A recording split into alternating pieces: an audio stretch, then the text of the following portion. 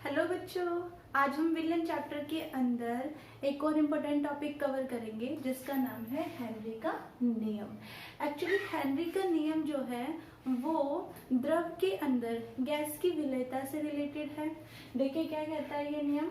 इस नियम के अनुसार निश्चित ताप पर द्रव के निश्चित आयतन में गैस का गुलित भार उस पर लगाए गए दाब के समानुपाती होता है। दैट मीन्स ये कहना चाहता है कि यदि हम किसी द्रव के अंदर गैस को घोलते हैं, लेकिन कंडीशन क्या है कि उस द्रव का आयतन भी फिक्स होना चाहिए और उसका ताप भी क्या होना चाहिए, फिक्स।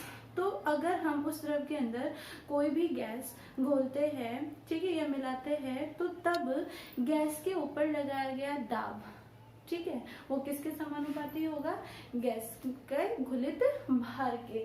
अगर हम मान के चलते हैं कि गैस का घुलित भार कितना है, कैपिटल डब्ल्यू, ठीक है, और गैस पर लगाया गया दाब कितना है, पी, तो तब हेनरी नियम कहता है कि गैस का जो घुलित भार है वो किसके समानुपाती है, पी के।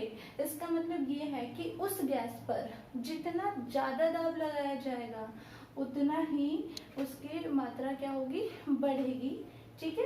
हम देखिए ऐसे समझते हैं कि मान लीजिए आपका क्या है, इस बर्तन के अंदर विलियन हमने क्या लिया, एक द्रव ले लिया, कोई भी द्रव, लेकिन इस द्रव का वॉल्यूम क्या कर दिया हमने, फिक्स, ठीक है, और इसको मैंने क्या करा, फिक्स टेम्परेचर के अंदर रख दिया। तो टेम्परेचर भी कितना कह दिया मैंने, क्या है इसका, T, ओके।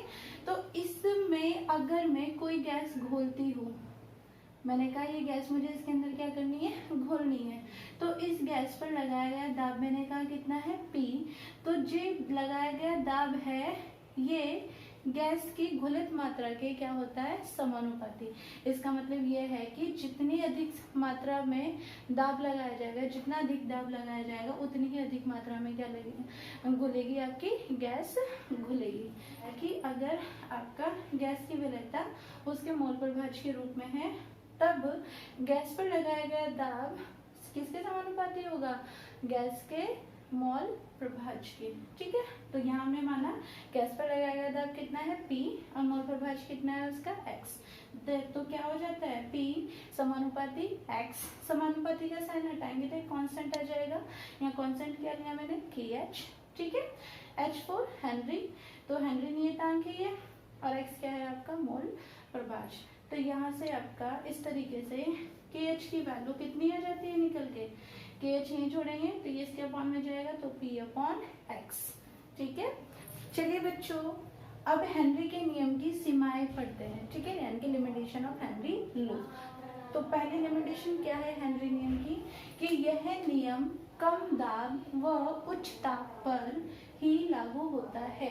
दैट मीन्स कि जब आप हेनरी नियम को अप्लाई कर रहे हो तो तब आपको क्या ध्यान रखना है कि जो भी आप गैस ले रहे हो उस गैस के ऊपर दाब क्या करना है, कम से कम दाब लगाना है, ठीक है। और जो द्रव आपने लिया है उस समय, तो द्रव का जो ताप है वो क्या होना चाहिए, अधिक होना चाहिए, तभी हेनरी नियम काम कर पाएगा। सेकेंड लिमिटेशन है इसकी, गैस को विलायक से अभिक्रिया नहीं करनी चाहिए, ठीक है।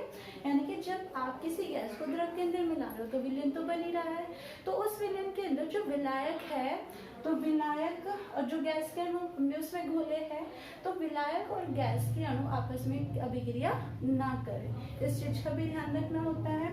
थर्ड है आपका, विलयन में गैस के अणुओं को ना तो वियोजित होना चाहिए और ना ही संगुणित होना चाहिए।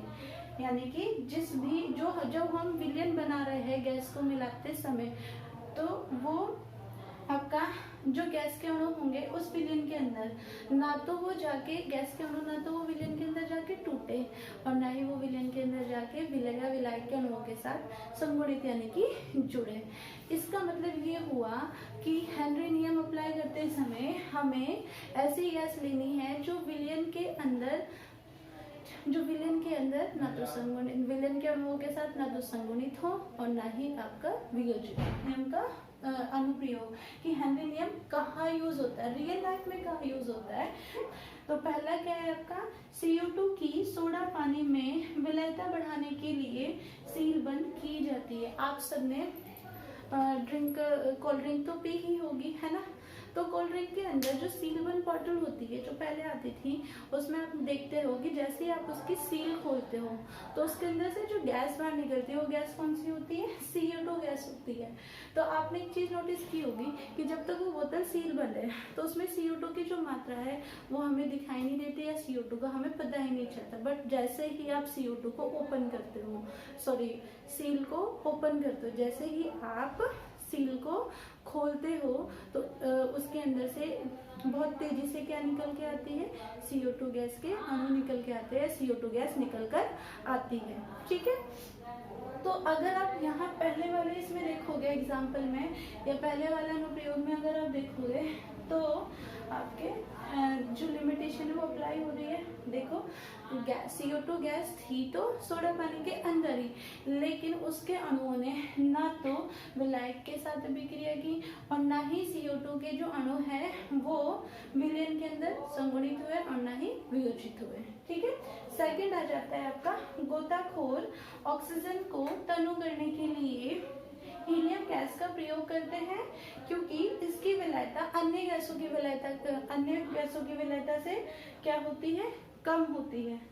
ठीक है, इसका मतलब ये है कि जो आपके गोताखोर होते हैं जो समुद्र में जाके सर्च करते हैं चीजों को, तो अपने साथ ऑक्सीजन सिलेंडर लेके जाते हैं। अब वो जो ऑक्सीजन गैस है वो पानी में जाके क्या हो जाती है, भारी।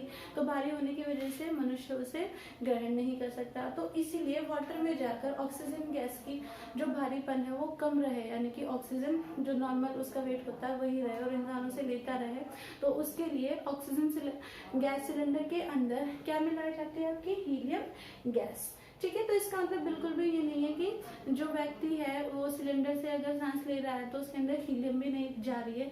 हीलियम का काम सिर्फ इतना है कि वो पानी के अंदर ऑक्सीजन का जो भार है उसको कम करेगी। ठीक है, ना तो वो ऑक्सीजन के अणुओं के साथ वियोजित होगी और ना ही वो संगुणित होगी और ना ही वो उसमें घुलेगी।